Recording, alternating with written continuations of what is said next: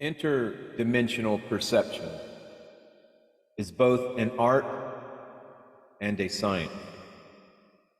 Right now, it is a lifestyle choice and a philosophy. In the distant future, it will be a common method for achieving positive results in any given situation. There are 4 qualities that humans need to develop for this practice: universal love, ahimsa, detachment, and cooperative spirit. The most successful interdimensional work is based on identification with the energy of universal love.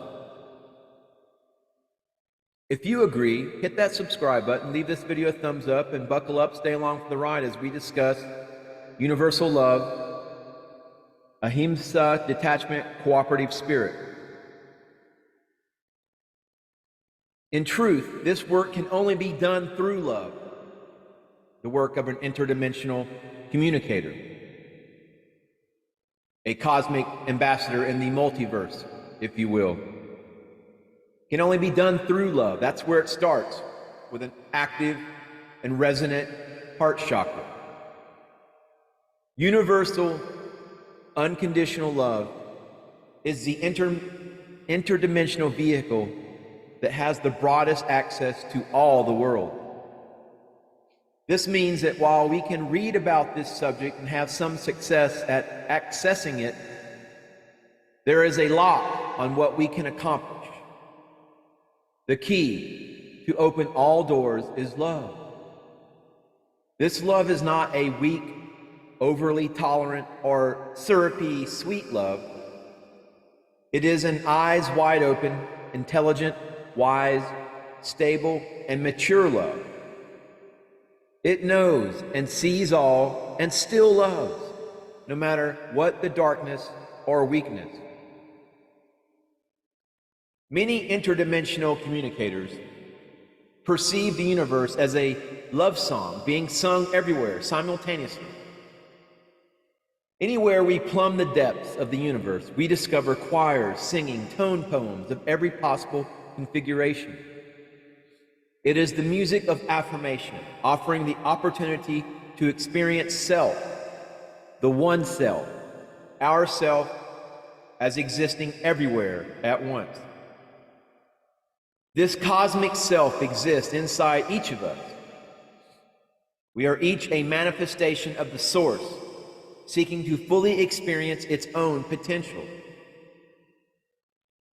The interdimensional practitioner finds a unity of design far beyond the imagination of anyone who believes the solid third dimension is the only place sentient life forms can exist, and that we humans are the most sentient of all. Successful interdimensional partnership cannot occur if we have a bloodthirsty winner-take-all consciousness, because such an attitude creates barriers between energy fields. The most successful method is one of partnership among equals. At the core, we are all equals because we are all the same substance, the source, fractals of God, if you will. Knowing that the one source is everywhere enables interdimensional practitioners to locate, communicate, and cooperate with the source of any field we need to reach. That is, unless the free will of that life form forbids it. If it does, we need to negotiate the situation with its higher self, locate an alternative route through that field, or back off for now. Most people on Earth have used their free will to forbid other life forms and other dimensions of their own existence to contact them. These life forms and dimensions have complied, and many blocks and gates have been created inside our own energy field. In this work, our team calls this energy field a Merkaba. Energy blocks need to be disassembled for us to proceed. Because of the demands of our recent past, most human blocks occur on the physical and subtle physical level. Therefore, most humans currently have access to interdimensional knowledge only when rising above the physical condition, such as when they are under duress and calling intensely for assistance in prayer and meditation, or so relaxed that information from other planes of existence spontaneously flows into their perceptual range. When assisting humans, or any life form, interdimensional communicators and their guides first set and hold a common space, another Merkaba, so that all life forms involved can cautiously communicate with each other. My team calls this doing lunch. My people will contact your people. We'll discuss the issue in a friendly manner over lunch. Relationships are important, even interdimensionally, and many an issue of conflict can be resolved by doing lunch. For instance, a person having problems with their career or their love life may be focused on physical parameters, but the source of the problem may exist in a past life above time and space. These lives and experiences are all alive and must be harmonized, made friends with, resolved, and released before any further progress can occur in this current lifetime. The universe respects our right and our need to focus on the immediate issues at hand inside the third dimensional field we are seeking to master. As soon as we are ready to expand our field of perception and wish to invite communication with other realms also involved in the common issue, there is plenty of assistance to be had.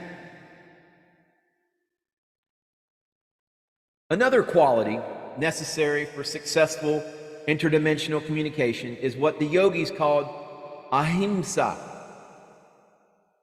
non-harm to any living thing. Subtle life forms can read the real thoughts and feelings of other forms much more easily than humans, who choose to block thought and who communicate mainly via physical sound.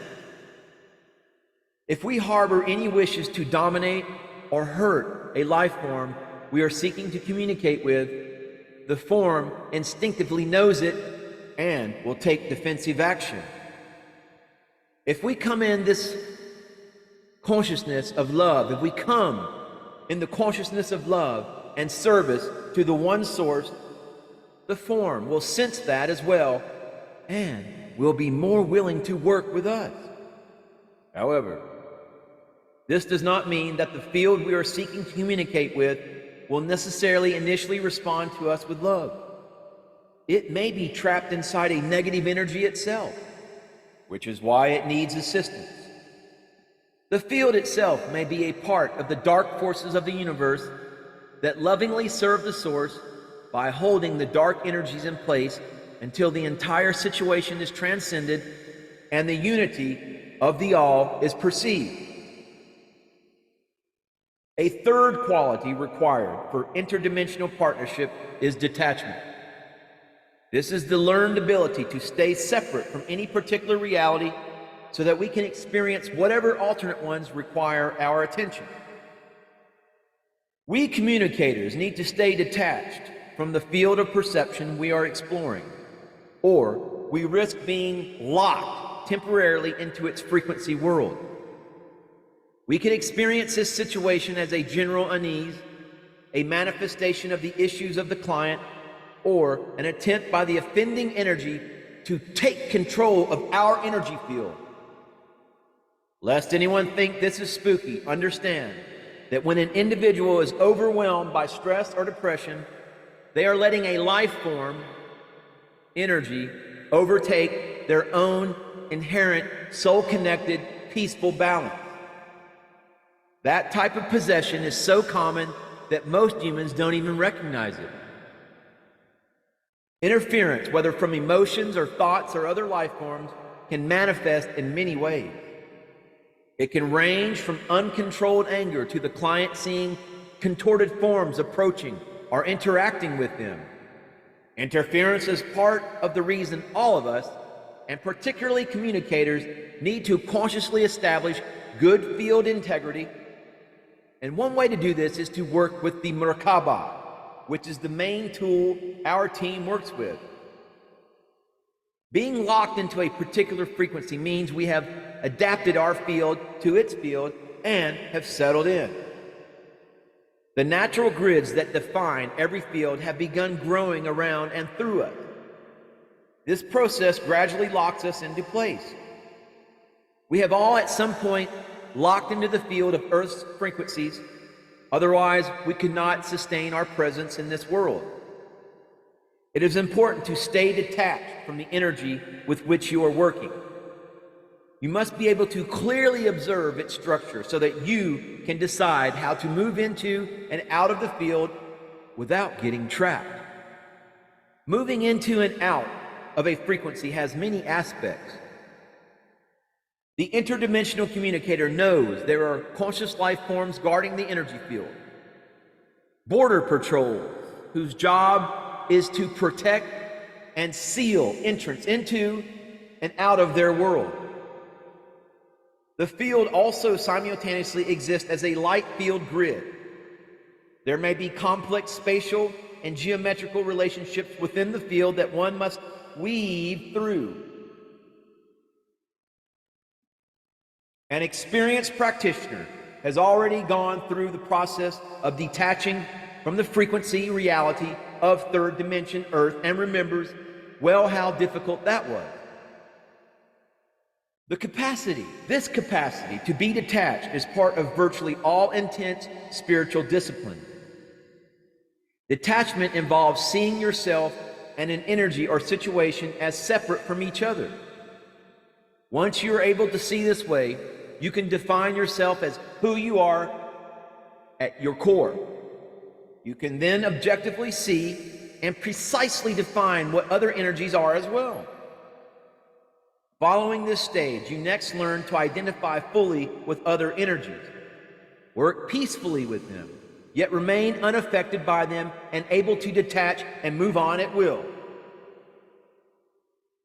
A fourth quality needed for interdimensional cooperation is the willingness to diplomatically proceed through partnership among all life forms.